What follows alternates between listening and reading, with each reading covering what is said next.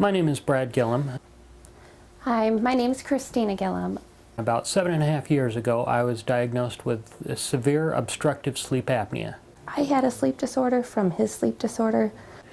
With a sleep index of approximately 80, that would be stopping breathing about 80 times per hour.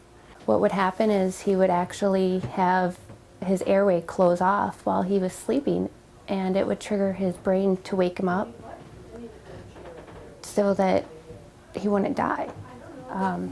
So he'd wake up constantly, all night long. He wouldn't ever really get any sleep, and that's why we were hearing the loud snoring, we were hearing the pausing where he wouldn't snore, and he'd gasp and cough and choke, and he wasn't happy. He was forgetting things. He would forget what he was supposed to be doing, what he was getting, where he's supposed to be. He was kind of cranky, and set not to live as long. He could have a heart attack or stroke from this. He could fall asleep while he's driving and kill someone, himself, someone else. Fixed a deviated septum, did sinus work, and uvulectomy and tonsillectomy, and also carved about 1 pound of flesh out of my esophagus, which ultimately reduced my sleep index from approximately 80 to about 40, which is still severe obstructive sleep apnea, but I have a 50% chance more of living. At this point, I had gone through the original CPAP machine, which I could not adapt to. And in the middle of the night while he's sleeping, he would yank it off, and then the hose would just be blowing, and there'd be air just blowing around in the room, and either he really wouldn't get up because he was so tired, and I'd try to wake him up to have him put it back on, and he wouldn't, so I'd either leave the room or turn it off for him. We ended up sleeping different ends of the house. I'd still hear him, but at least I wasn't hearing this horrible machine. And so we started looking into other ways to go about treating it since the machine wasn't working. And I got him into a dentist. We lived in Grand Rapids at the time. And the dentist gave him a kit, really. He had to take it home, boil it himself. It gave him a mouthpiece. And it didn't really seem like it worked. It at least made it so that if he had his machine on, he wouldn't open his mouth and have air blow out of his mouth. He needed one less strap, but he still wasn't rested. It wasn't working.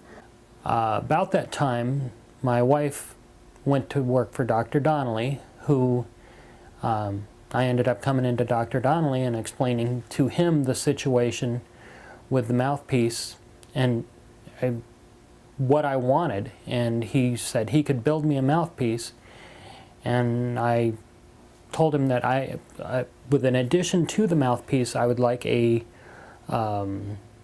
appendix off of the mouthpiece, which would be like a little diving board, and which would ultimately support the nasal cannula.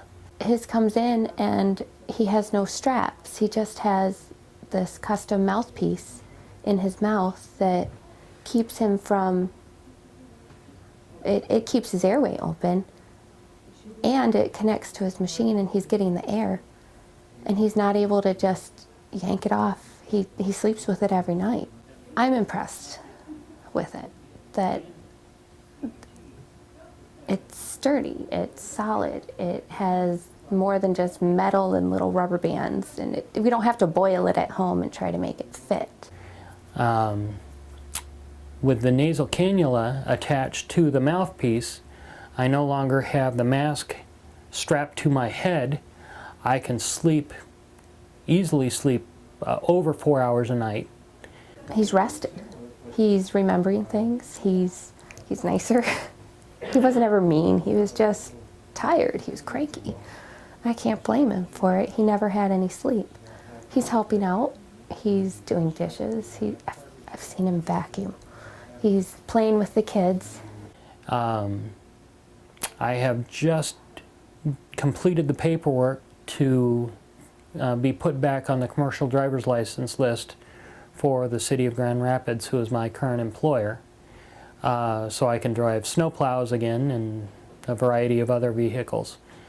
I really have my husband back. He's always been a great man, but now he's